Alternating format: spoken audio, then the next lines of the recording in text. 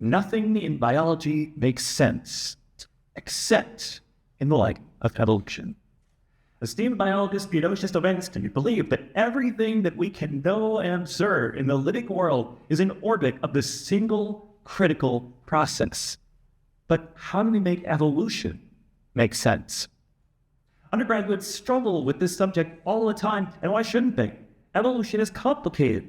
Zooming all the way in, evolution is the story of DNA, a special molecule with special properties common to every organism that has ever existed, from bacteria to bio.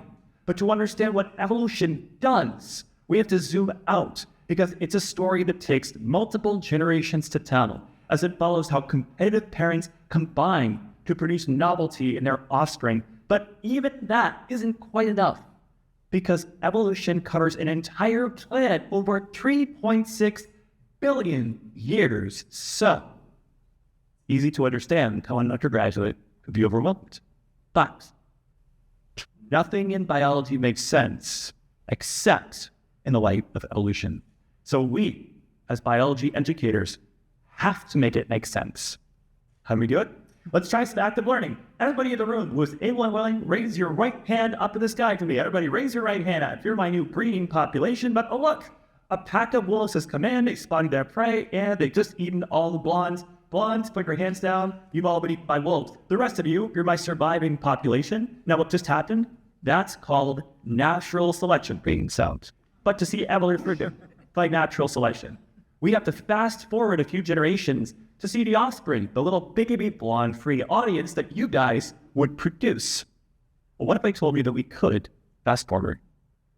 It turns out that an excellent delivery system for evolution by natural selection teaching has been right under our noses for a very long time. Video games are rising in popularity every day, and access in the United States has never been more ubiquitous. Better still, students who study using video games often outperform students who don't. The natural question to me then is, why not make a video game to teach evolution?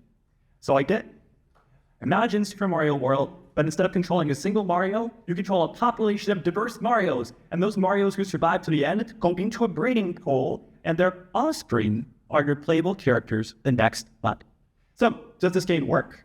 Well, we compare the evolution quiz scores of students who play this free browser-based game for 30 minutes with students who didn't play for the same 30 minutes, and the students who played were significantly more likely to get better score than students who didn't play. Now, I'm ecstatic that my game could help students learn evolution by natural selection, but I'm just one grad student making it up as I go along. Imagine what could be accomplished by people who actually know what they're doing. Thank you. Bye.